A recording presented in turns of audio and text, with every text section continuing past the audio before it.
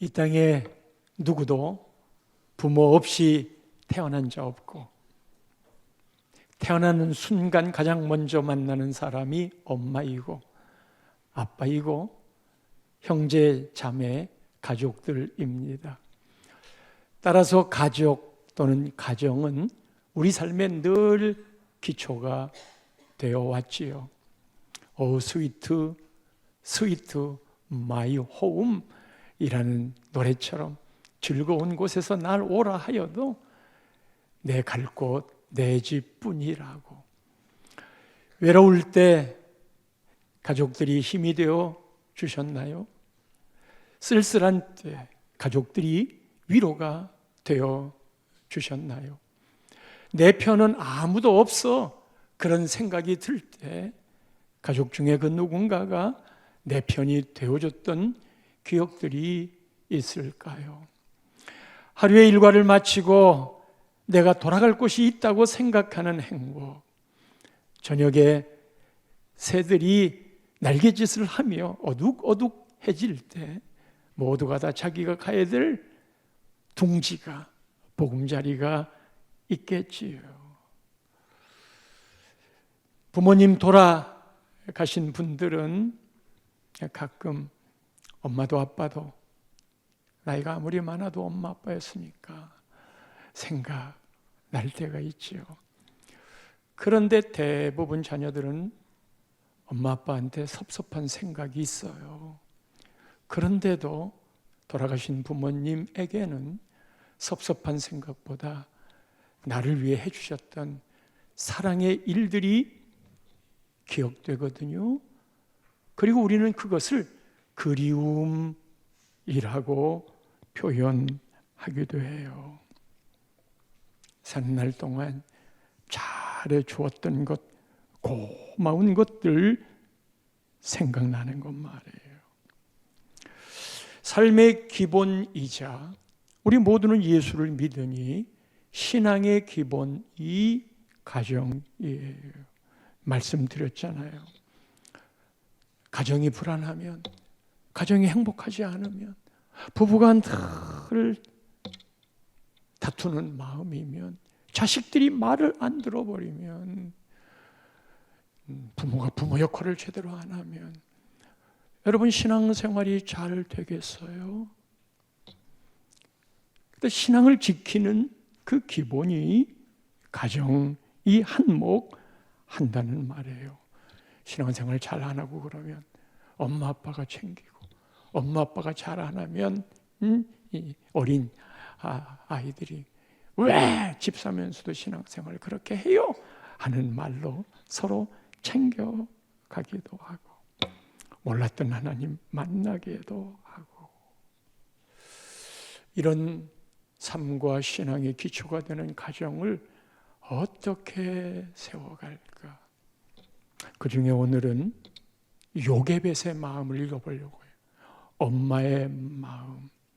이 엄마가 자식을 향하여 세워가는 그 마음을 찾아가 보렵니다. 오늘 읽을 말씀은 우리가 잘 알듯이 모세 이야기예요. 1절을 보면 레위 가족 중 한 사람이 가서 레위 여자에게 장가들어. 레위의 남자가 레위의 여인한테 장가를 들었어요. 구별된 지파지요. 믿음의 사람에게 결혼했다. 아주 아름다운 조합, 좋은 결합이잖아요. 기도하실 때 우리의 중요한 가치관이 신앙이니까 하나님 믿음 안에서 만나게 해주세요. 믿음의 가문 이렇게 만났어요. 그렇게 되지 않을 때도 있어요. 숫자상으로 남고 모자라니까. 그러면 그렇지 아니했을 때는 하나님 제가 그 가정에 복음의 파수꾼이 되도록.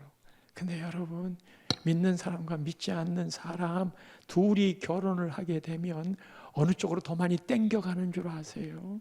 안 믿는 쪽으로 땡겨가게 돼 있어요. 이게 관성의 법칙처럼 말이죠.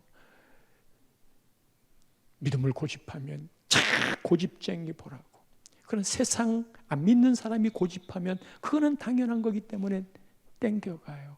그래서 안 믿는 가정과 결혼을 할 때는 순교의 마음으로, 이 가정의 사명의 마음으로 어쨌든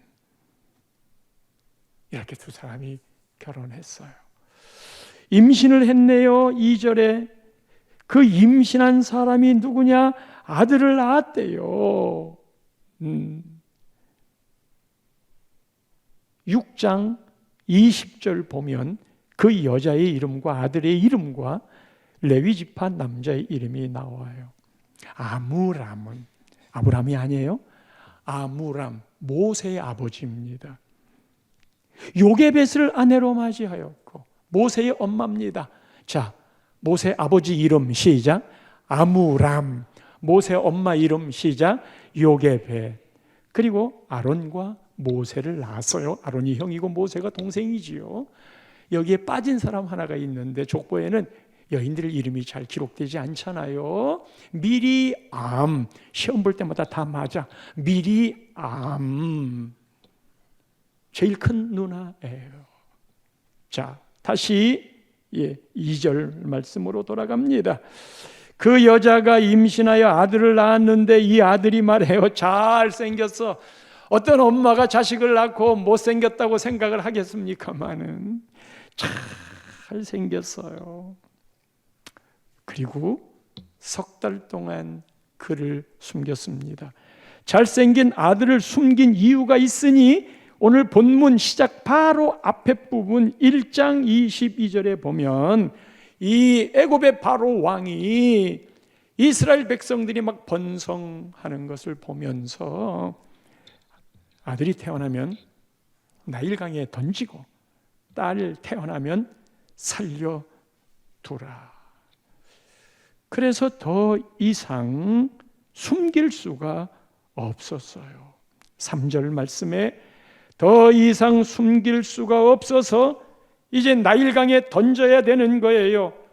나일강에 던질 때 엄마가 할 수 있는 일은 갈대 상자를 만들어서 뚜껑을 덮어주고 강가에 띄웠어도 이 아들이 익사하지 않도록 하는 일밖에 없었어요. 그래서 갈대 상자를 가져다가, 갈대 상자는 파피루스예요.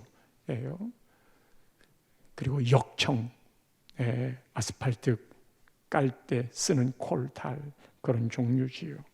나무 진, 물 새지 말라고 아기를 거기 담았어요. 그리고 나일 강가 갈대 사이에 아이를 버려야만 했어요. 아이가 석 달쯤 됐으니까 100일 약간 안 됐지요. 100일쯤 되면요, 아이가 눈도 맞춰요.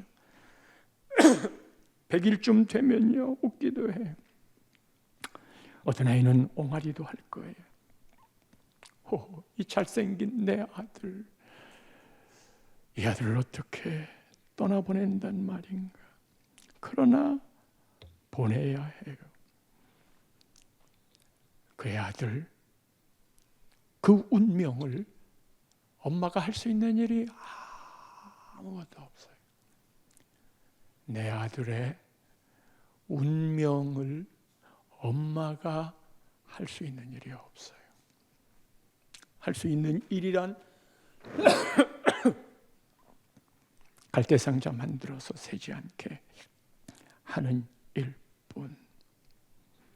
그때에 엄마 요게벳의 마음을 요게벳의 노래라는 찬양으로 만든 거 알잖아요.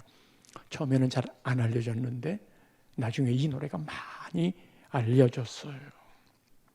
그 요게벳 노래의 가사 일부를 말씀드려 줄게요.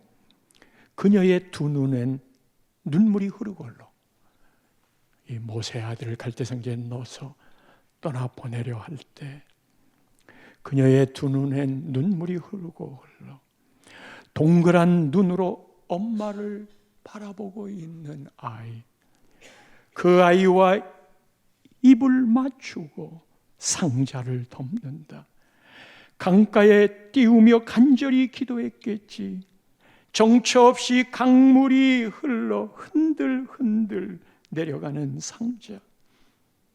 그곳에 요동치는 물결이, 아니면 갑자기 몰려든 고깃대가, 아니면 악어나 하마나, 아니면 어부가 걸어놓은 이 그물에 한 번만 걸리면 뒤집혀 버리고, 그러면 이 아이는 죽는데, 그 일라일강에 갈대 상자 떠내려가는 걸 요게벳 엄마라도 아무것도 할 수 없었던 그 갈대 상자는 방주가 되어 흘러갑니다.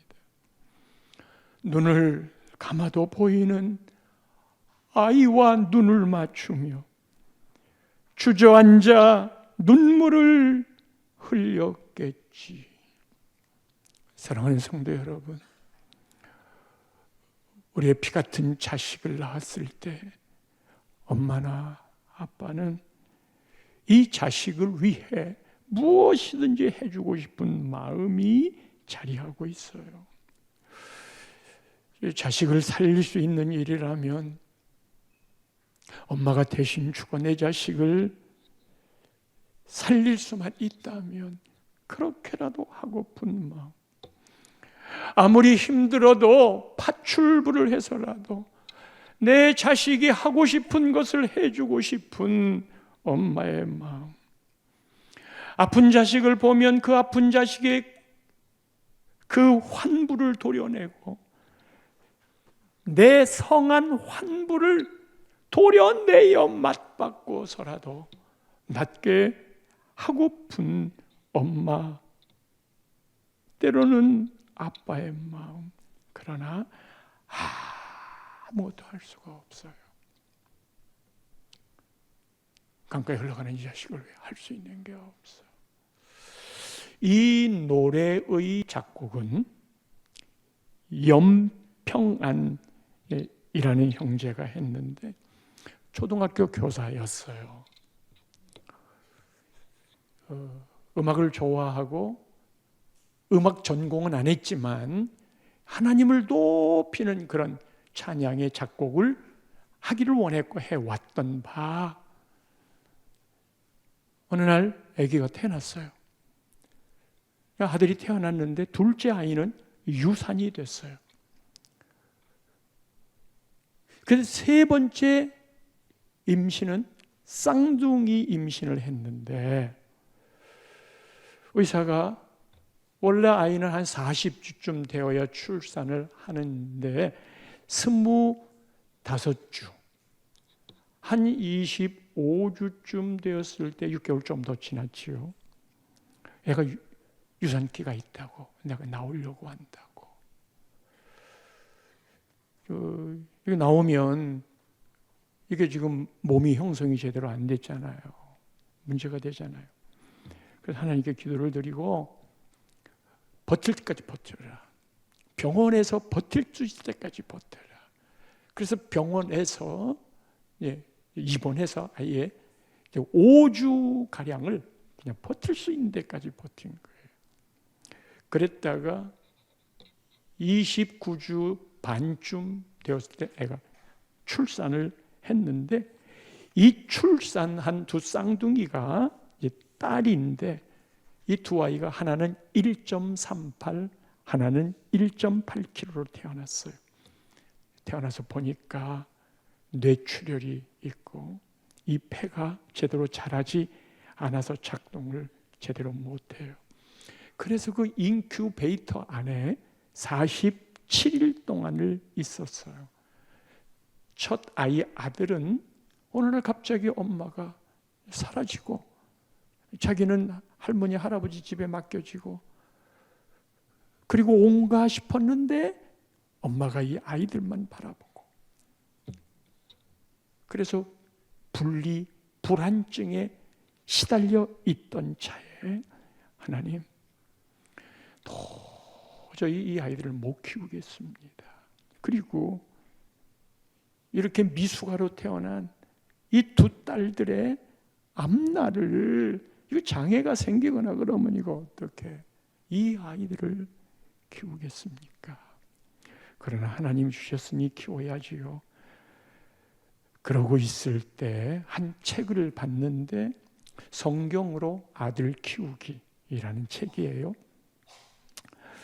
이 책의 한 챕터에 아주 짧게 요게벳 모세의 엄마 기도가 실린 거예요. 거기서 그랬구나, 요게벳 엄마 요게벳의 마음이 지금 우리 부부의 마음 같구나. 그리고 그 책의 저자에게 연락을 해가지고 이거를 가사로 그대로 작곡을 해도 되겠느냐고 허락해서 나왔어요. 그런데 그 책을 쓴 분이 최에스더 목사 사모님인데 친정아버지가 돌아가셨어. 그리고 친정아버지가 돌아가셨을 때 그 허전함, 허탈감, 늘 의지하고 지냈던 친정아버지의 죽음이 그 나름의 허전함으로 와닿는데 그 위에 아들이 태어났어요. 그런데 이 아들이 태어났지만 내가 사랑하는 이 아들도 내가 사랑했던 아버지가 돌아가신 것 같은 그런 잘못됨이, 그런 어려움들이 내 자식에게 생기면 어떡하나. 아버님을 잃은 마음의 허전함이, 내가 사랑하는 이 자식도 그렇게 해서 잘못되면 어떡하나. 왜냐하면 예수 믿어도 불행은 비껴가지 아니하더라. 그러면 내 자식도 그럴 수 있는데, 하나님, 나는 내 자식이 그렇게 되지 않도록 나는 내 자식의 하나님이 되고 싶습니다. 내가 내 자식을 완벽하게 지켜주려 합니다. 나는 내 자식을 행복하게 해주고 싶습니다. 한켠은 불안함, 한켠은 내가 그렇게 지키고 싶은데 할 수 없다는 그런 연약함이 있을 때 요게벳을 만난 거예요. 그리고 성경은 요게벳의 기도를 한마디도 말하지 않았지만 그 마음이 연결이 되어서 요게벳, 즉 모세의 엄마의 마음이 되어서 가사를 쓰기 시작한 거예요. 그러면서 이런 고백을 합니다. 나는 하나님을 믿는 사람입니다. 그러나 다른 건 맡길 수 있어도 내 자식의 앞날을 맡긴다는 게 얼마나 어려운지 저는 10년 동안 고민했습니다. 하나님을 믿지만 하나님이 내 아이를 지킨다는 믿음이 생기지 않아서 10년 동안 끌어오다가 요게벳 기도, 이 엄마가 자기 아들을, 잘생긴 100일도 안 된 그 아들을 나일 강가에 띄울 때의 그 엄마의 마음, 하나님의 더 큰 손, 하나님의 더 큰 사랑을 인정했지만 그러나 그게 내 마음에 다가서지 않았다가 이 가사를 쓴 거예요. 그래, 너의 삶의 참 주인, 너의 참 부모이신 하나님, 그 손에 너의 삶을 맡긴다. 너를 이끄시는 주 하나님, 그 손에 너의 삶을 드린다. 여러분, 요 대목을 이야기할 때 1부에서도 그랬는데 2부에서도요. 엄마들은, 여성들은 눈을 반짝여요.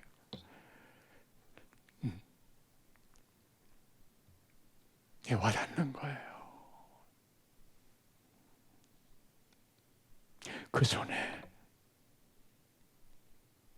너의 참 부모이신 하나님 그 손에 너의 삶을 드린다. 하나님께 자식의 삶을 드린대요. 그게 어떤 거예요? 내 자식을 하나님께 드리는 게 어떤 거예요? 그게 구체적인 게 뭐예요? 그런 삶이 어떤 건데요? 하나님의 주권을 인정하고 하나님 뜻대로 키우겠다고, 하나님의 그 뜻이 자식을 인격적으로 대하고, 그리고 실제적으로 내 삶에 순간순간 그런 것들이 요구될 때 실제적 적용이 내 자식들에게 적용될 때 그게 하나님께 드리는 거거든요.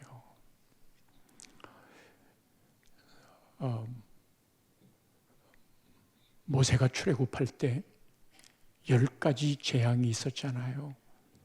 10가지 재앙 중에 사람이 도무지 놓지 못할 마지막 2가지가 있었으니, 하나는 자녀, 또 하나는 물질이에요.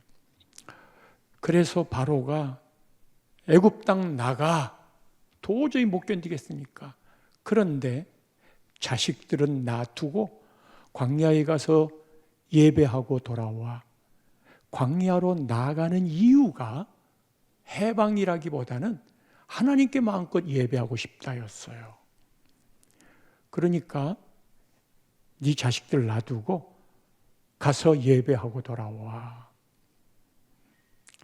또 당하니까 나중에는 물질만 놔두고 갔다가 와. 이 말은 사람의 마음을 마지막까지 붙잡고 있는 게 자식과 물질이에요. 그리고 이 자식과 물질은 나의 노후를 보장하는 것으로, 미래를 이어가는 것으로 자식의 효가, 노후를, 그리고 생을 이어가는 생명의 기업자로. 물질은 말할 것도 없이 지금도 행복하게 하지만 내가 노년에 있을 때 나를 행복하게 해주는 내가 의지할 것이야. 틀린 말 아니에요. 여러분, 돈 모아두세요. 노년에 필요해요. 그러나 왜 이게 문제가 됐느냐? 그게 목적이 됐기 때문에. 하나님 앞에 내려놓지 못하는 건 그게 목적이 됐기 때문이에요. 이거 놓으면 내가 죽는다. 그럴 때 절대 자식을 놓지 못하고 물질을 놓지 못해요. 그래서 물질 이야기가 나오면 내가 사랑하는 건데 교회가 빼앗아 가려고 그래? 하나님이 빼앗아 가려고 그래? 내가 내 자식 사랑하는데 하나님이 내 자식을 목사로, 선교사로 만들려고 그래? 있을 수 없어.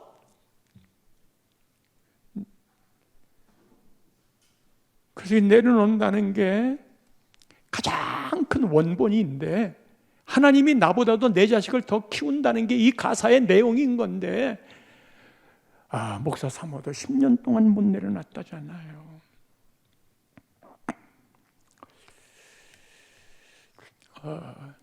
여러분, 자식 키우면서 명문대 들어가는 거 필요하죠. 우리 자식들도 명문대 다 들어가십시오만은, 명문대 의대 출신의 일을 지난 6일 날 쇼킹하게 받아들였잖아요. 근데 더군다나 수능 만점자예요. 수능을 한 개도 안 틀렸어요.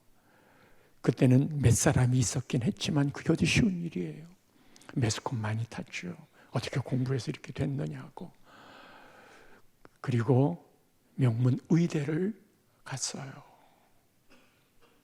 그런데 이 친구가 동갑내기 여자친구 강남에서 옥상에 불러가지고 그냥 거기서 죽여버린 거예요. 지난 6일 일이에요. 여러분, 명문대 의사 지금 공부하고 있으면 외과 의사 하려고 했다는데 얼마나 앞길이 창창해요. 그렇게 의사 되기를 원하는데, 그런데 이제 동갑내기 여자아이를 애인이었겠죠. 죽이는 바람에 그의 인생은 완전히 꼬여버렸죠. 왜 죽였을까? 그 정도의 지성이 있으면 할 수도 있을 텐데 그냥 유추해 보는 거예요. 이게 지금 수능 만점이야. 이거 완전 스타예요. 그리고 공부 만점 정도 맞으면 이게 공부하는 요령도 알고 머리도 좋아서 학창 시절에는 공부하는 사람이 최고로 여겨지잖아요.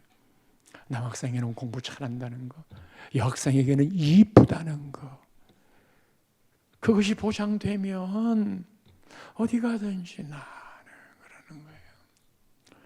엄마 아빠는 또 얼마나 소중하게 생각을 했겠어요.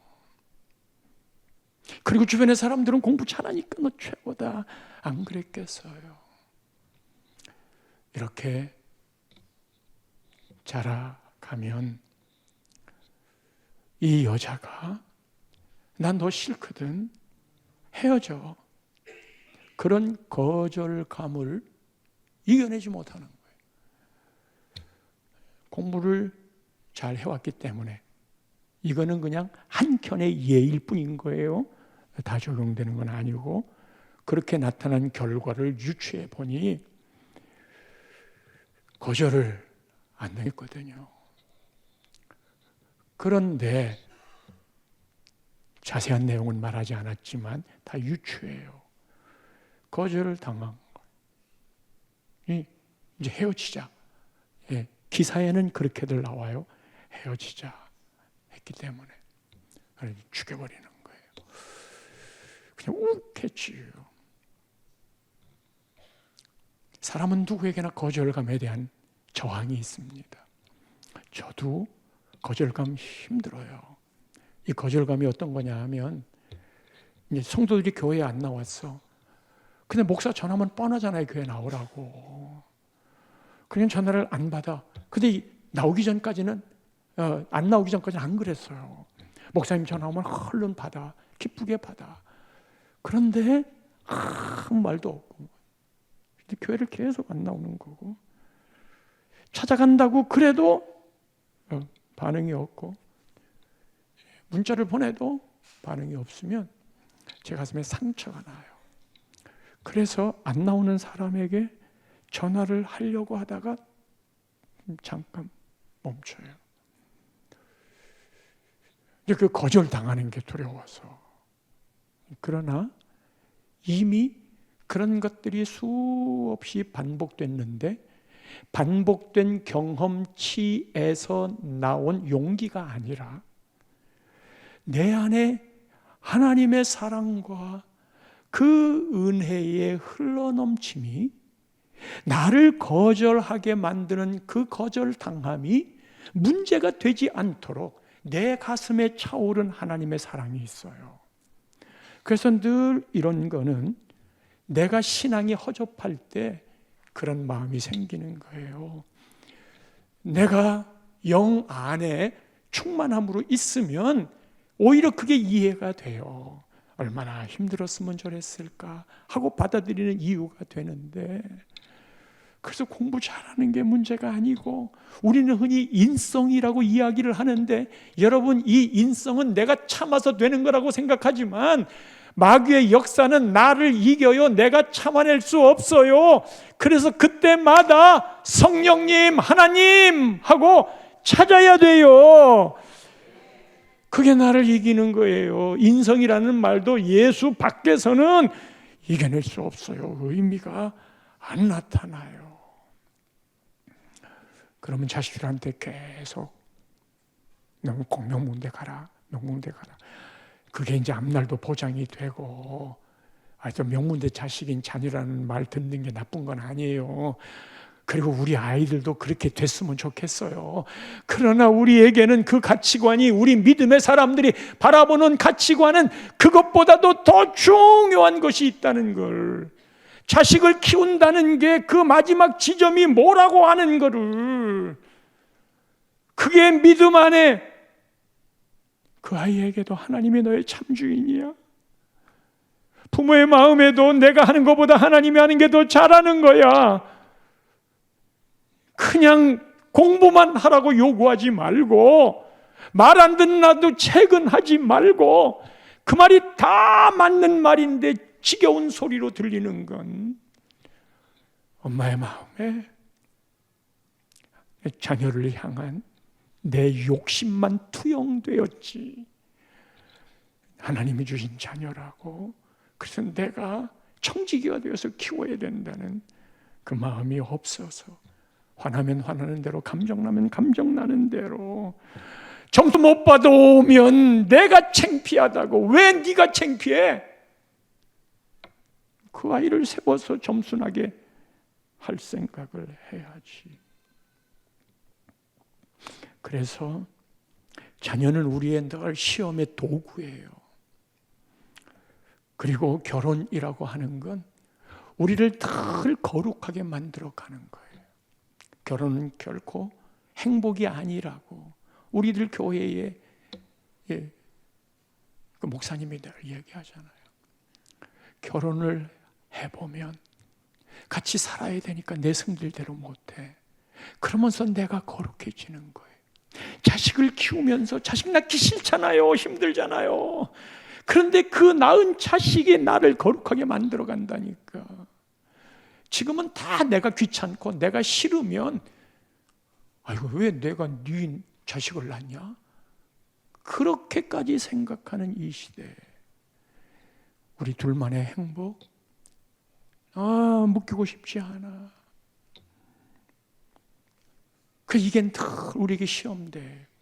자식은 하나님이 나를 거룩하게 만들어 가시는 거룩의 그 마지막은 하나님의 영광이거든요. 자식을 내 마음대로 내가 하나님 되어서 키우겠다라고 못할 때 드디어 하나님이 보이시는 거고, 그래서 자식은 사춘기쯤을 통해서 부모의 말을 안 듣게 돼 있어요.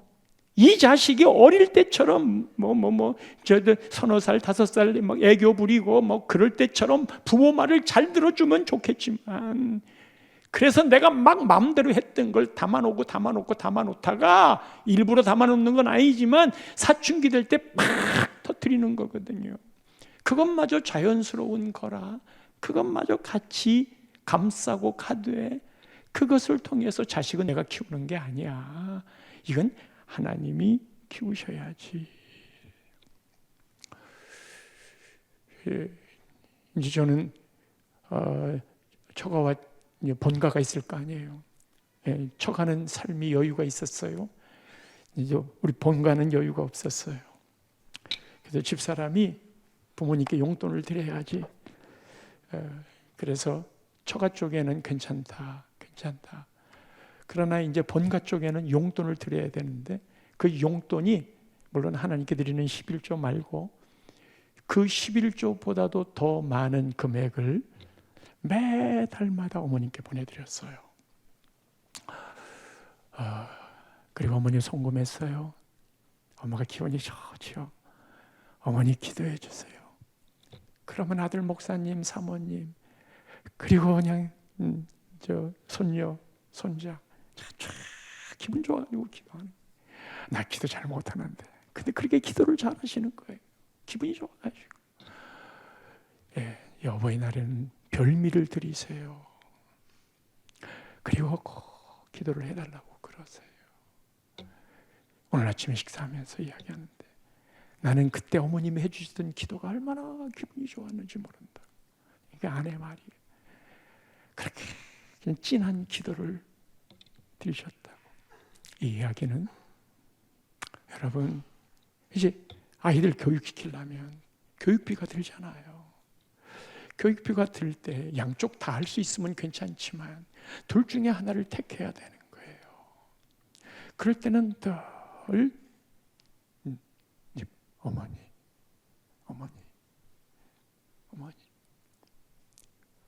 맡긴다는 이야기를 하는 거예요. 하나님, 부모가 제대로 못해요. 그러나 둘 중에 하나일 때, 그러면 그 할머니의 기도가 우리가 키워야 될 자식들을 향한 것으로 하나님이 키워가시는 거예요.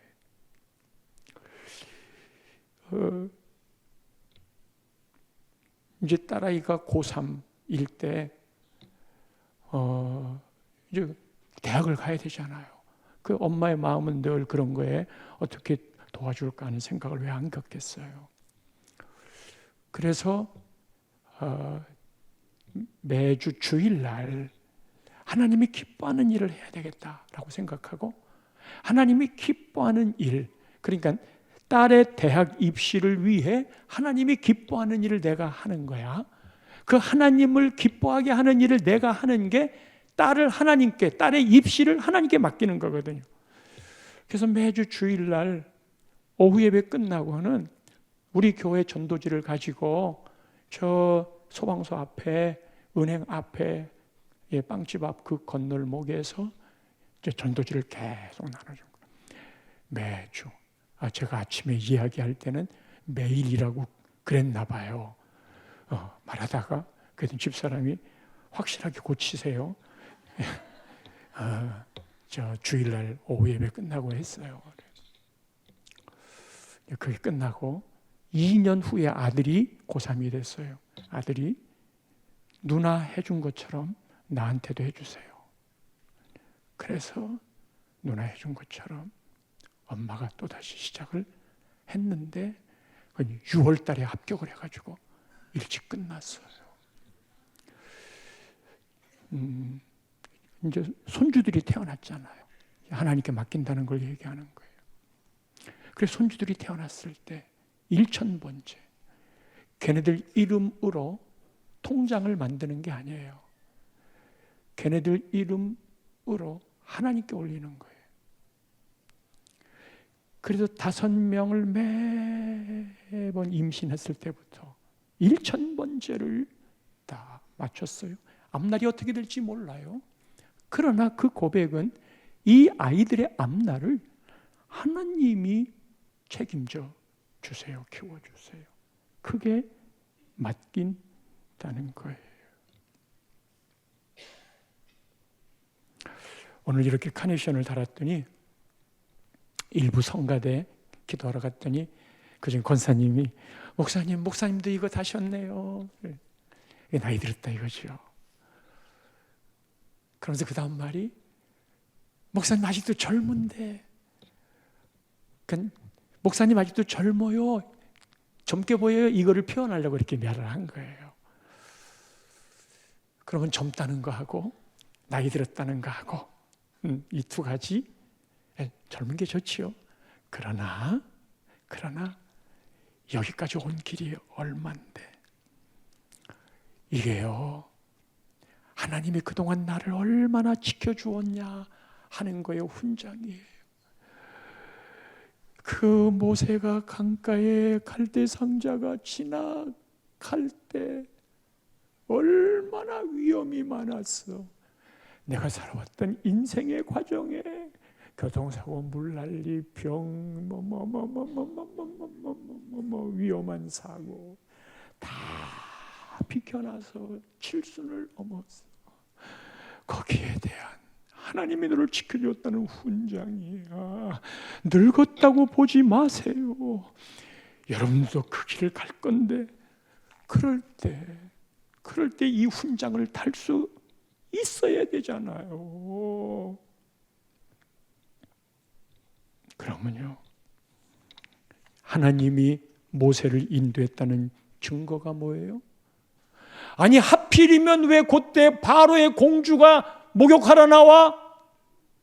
그리고 그를 보고 불쌍히 여기는 여인이 그 마음을 가져? 그리고 젖을 먹여야 되는데 미리암 누나가 쪼르러 가가지고 젖 먹는 엄마 데리고 올까요? 그래서 어떻게 지 엄마가 오늘 성경에는 싹쓸 받아가면서 지 자식 젖주는 거예요. 이게 하나님이 하시는 일이지. 하나님이 우리보다 훨씬 더 잘 키우지. 그리고 바로의 공주의 아들을 삼아 최고의 실력자가 되지. 내 품에만 있어야 되나?